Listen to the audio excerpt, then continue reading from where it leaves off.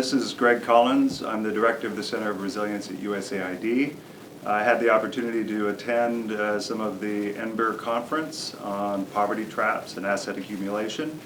And I think what really struck me as a result of having participated in that conference is the centrality of that body of work to the work that we're doing at USAID on resilience and the work that we're doing on ending extreme poverty. And I think as I explained to some of the participants in the meeting, we're at a moment at USAID and amongst other donors and in fact governments themselves of shifting the discussion around resilience from its initial beginnings in the drylands of the Horn of Africa and the Sahel to a conversation about the broader relevance of resilience, or the ability to mitigate, adapt to, and recover from shocks and stresses, to ending extreme poverty. And I think what came out of the conference was a compelling discussion around poverty traps and poverty dynamics, things like backsliding into poverty, descents into poverty. And I think the challenge at hand is to try and unpack and understand not only the sets of capacities and abilities that allow people to escape poverty, but allow them to stay out of poverty. So I think what came out of the conference was a compelling combination of the sort of theoretical state of the art on poverty traps and poverty dynamics, as well as some very applied lessons learned about what works in particular contexts.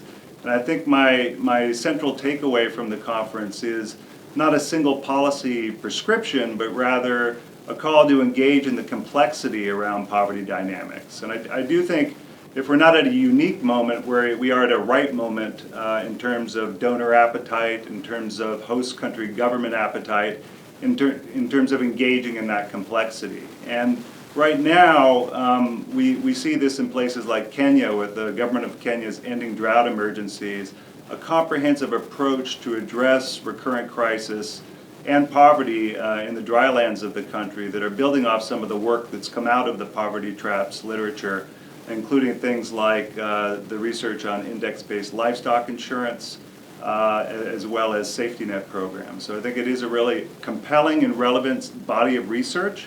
I think one of the challenges at hand remains translating that for policymakers, both donors and host country governments.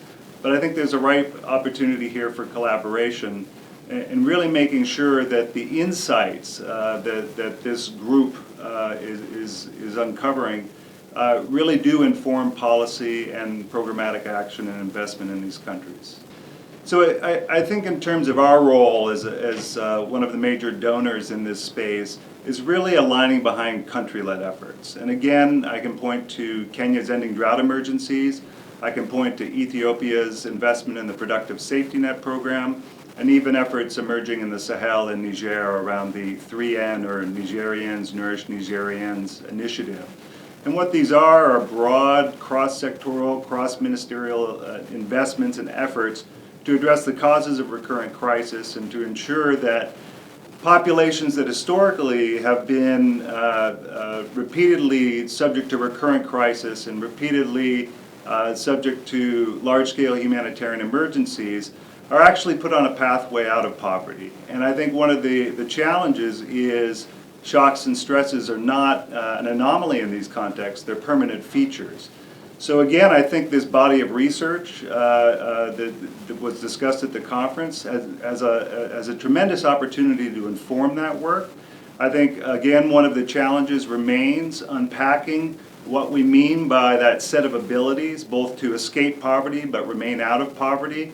In other words, what is that set of capacities that allows households, communities, countries, and systems to mitigate, adapt to, and recover from shocks and stresses in a manner that reduces chronic vulnerability but also facilitates inclusive growth.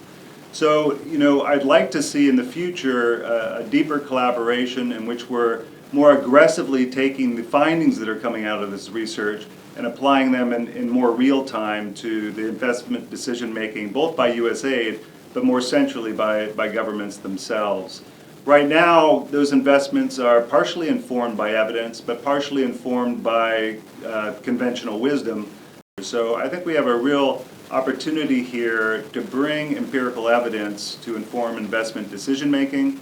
Governments are open to this. In fact, we heard during the conference a number of the researchers actually engaging directly with government and helping inform the scale up of things like the index-based livestock insurance, which the government of Kenya has now scaled through the Kenya Livestock Insurance Program.